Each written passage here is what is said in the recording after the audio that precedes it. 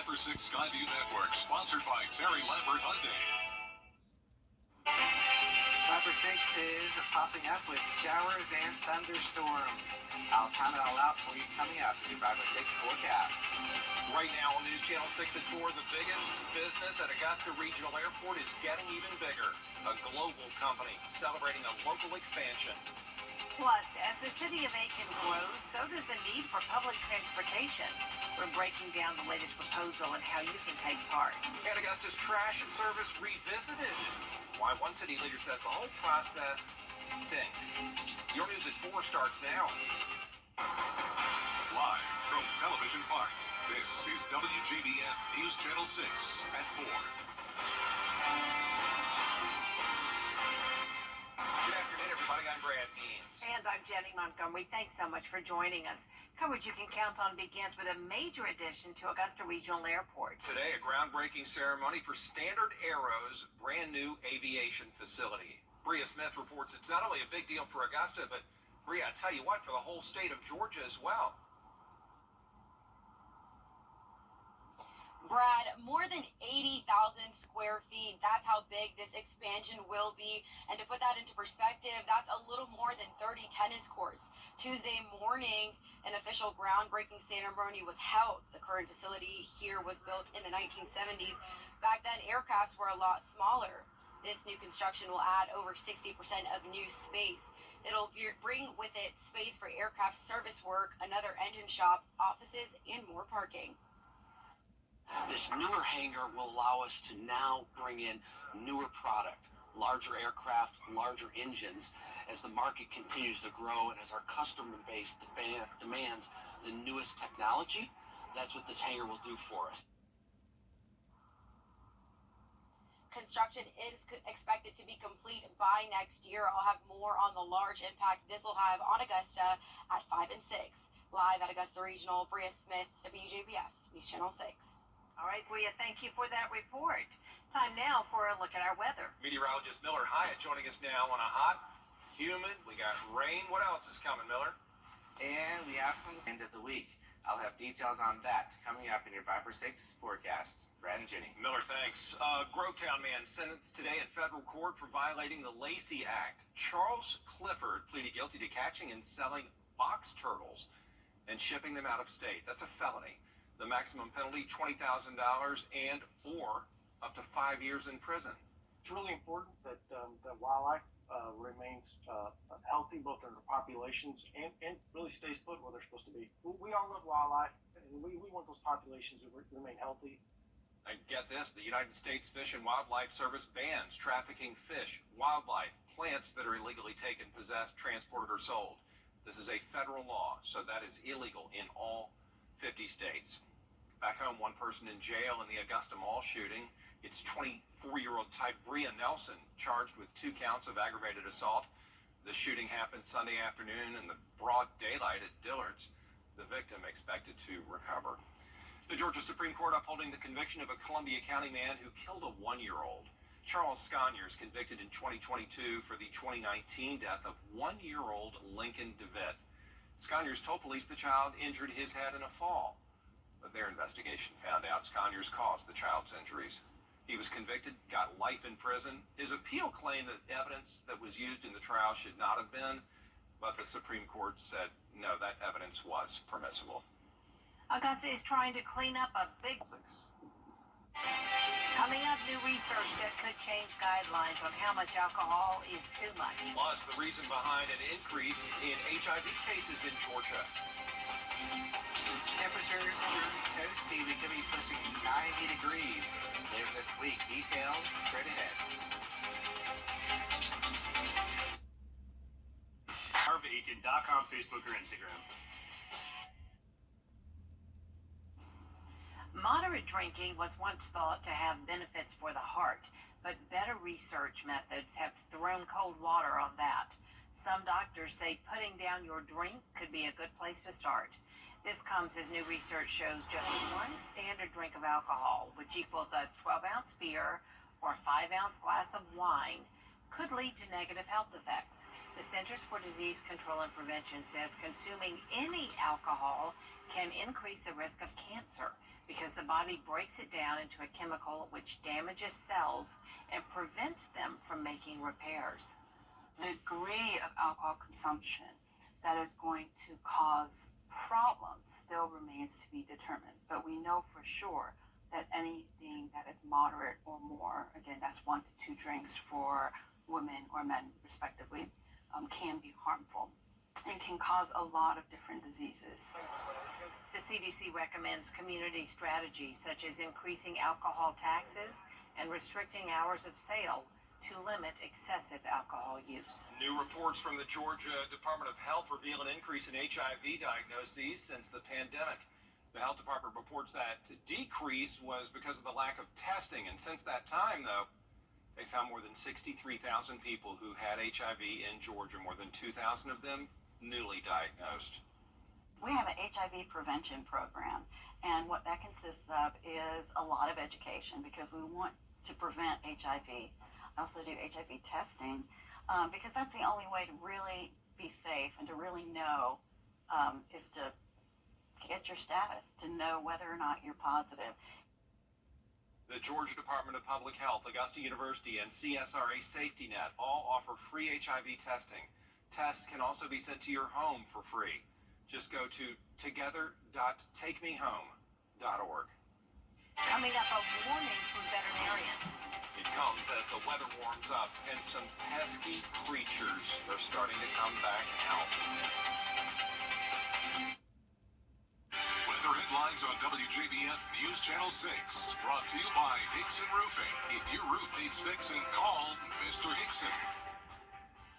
In late March and April, peaking in the early summer when it begins to warm up.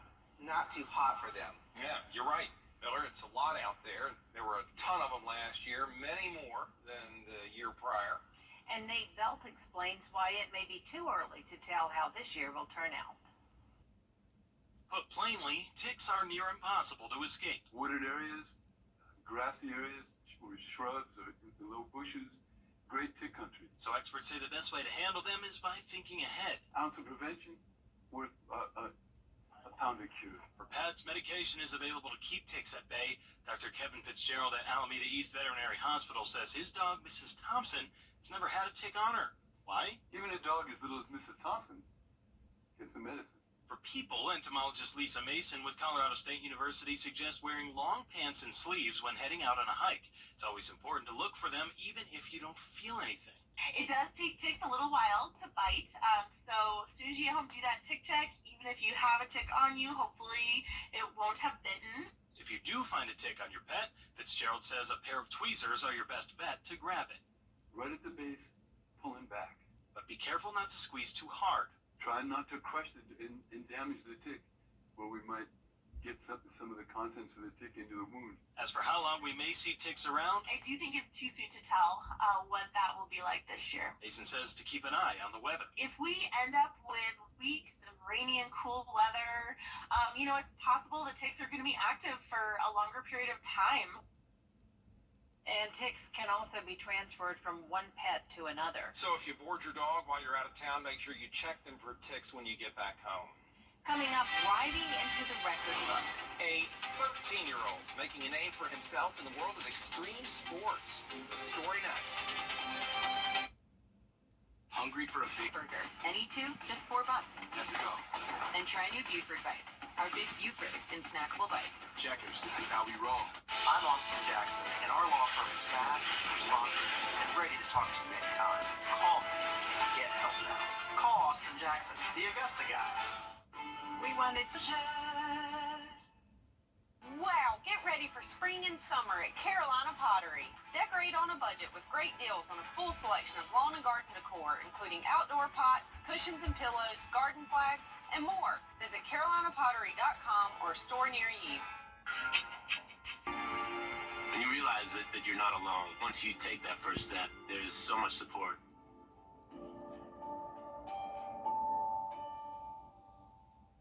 The News Channel 6 mobile app is now even better. Download it today. Welcome back, everybody. GoPro Cameras signed a new professional athlete who happens to be 13 years old.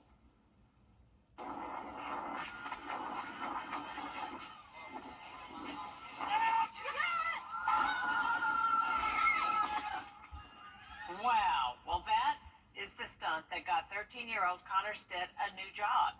He's now the youngest person in the world to land a triple backflip on a bike. He is also among GoPro's newly signed young professionals. That means he gets a paycheck, he gets an equipment sponsor, and he gets a chance to advance his professional career. That is impressive. Do not try this at home. No. Wow. His poor parents. Oh my gosh. Oh, man, stressful. Well, there's a lot more coverage you can count on at 4:30. Including the historic move from federal regulators and how you may see. Good evening, everybody. I'm Brad Mean. And I'm Jenny Montgomery. Thank you for joining us. Coverage you can count on begins tonight with a major addition to Augusta Regional Airport. Today, a groundbreaking ceremony for Standard Aero's new aviation facility. Bria Smith reports it's not only a big deal for Augusta, but for the state of Georgia as well. Jenny, 80,000 square feet. That's how big this expansion will be. And to put that into perspective, that's a little more than 30 tennis courts. Tuesday morning, an official groundbreaking ceremony was held. The current facility here was built in the 1970s. Back then, aircrafts were a lot smaller. This new construction will add over 60% of new space. It'll bring with it space for aircraft service work, another engine shop, offices, and more parking. This newer hangar will allow us to now bring in newer product, larger aircraft, larger engines, as the market continues to grow and as our customer base demands the newest technology. That's what this hangar will do for us. Construction is expected to be complete next year, and I'll have the full story at WJBF.com. Live at Augusta Regional, Bria Smith, WJBF, News Channel 6. It's got to be mighty nice. Enjoyed emceeing the event today for Standard Aero. Congratulations to all of them. Great folks there. And great weather for our ceremony. Up with your forecast in just a few minutes. Jenny Brent. All right, thank you, Tim. One person is behind bars in connection to the shooting 2 days ago at Augusta Mall. 24-year-old Tybria Nelson is charged with 2 counts of aggravated assault.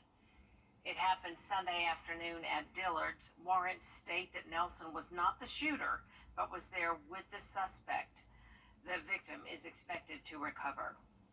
A Columbia County man's conviction for killing a 1-year-old boy has been upheld by the Georgia Supreme Court. Charles Conyers, convicted back in 2022 for the 2019 death of little Lincoln DeVitt. Conyers told police the child hurt his head after he fell. They investigated and found out no, Conyers caused the child's injuries. He was convicted in 2022, got life in prison. This appeal claimed that there was evidence in the trial that shouldn't have been there, but the Supreme Court said that evidence was admissible. Augusta leaders making a mess of settling on a plan for city trash service. Way back in February, commissioners rejected a proposal that would have increased the cost but reduced service. Now, weeks later, the city leaders still can't agree on a plan. George Escala has more. Augusta needs to figure out a plan on how it's going to pick up trash. At this point, we don't have a viable answer. I don't see anything passing today, nor do I see it passing on next Tuesday. What will probably happen is that we'll deny it, and then everything will be rebid. Back in February, commissioners rejecting a proposal for a new garbage contract for one of the city's 3 pickup zones because it raised costs and reduced service. The administrator proposing extending the current agreements in all 3 zones until the end of next year, allowing time for the city to rebid the service. We just need to extend it, go ahead and make all 3 contracts equal, end them all at the same time, begin them all at the same time. But under that proposal, the city would use $1.4 million out of reserves to offset the increasing costs of service. Actually take out $1.4 million out of the coffers to pay the difference, which is, I don't understand that mindset whatsoever. Commissioners tabling discussion of garbage service at Tuesday's meeting, but city leaders saying they don't want to wait until next year to rebid the service. I think we need to take a holistic look. Let's put the entire county back out for bid. Are we back against the wall, though? The contracts end in July. Once again, this is what it looks like when you continually kick the can down the road. The can is being kicked. Now the city has to decide how to pick it up. In Augusta, George Escala, WJBF, News Channel 6. The top lawyer for the city of Augusta is stepping down. He's Wayne Brown. He's been the head of the law department for 16 years, resigned at the commission meeting today. Commissioners gave him 6 months severance, and he has to stick around if they need him in legal cases for the next half year. The ACLU is looking ahead to the 2025 legislative session. News Channel 6 has 6 mayors from all over the country in D.C. to ask Congress for more help for the homeless. How they hope to expand housing vouchers for veterans when News Channel 6 at 6 returns. A big thanks to Joshua Duffy, who was at the Georgia Cyber Innovation and Training Center in Augusta, took these pictures of the storms that rolled through this afternoon. Pretty ominous looking clouds there. Always appreciate your pictures and videos. You should always send it to us. Great stuff there. All right, your forecast. Hi, EJ. A group of nearly 50 mayors in D.C. this week, they're there to call on Congress and the White House to help cities manage an epidemic, they say, of homelessness. Raquel Martin has the story now from our Washington, D.C. bureau.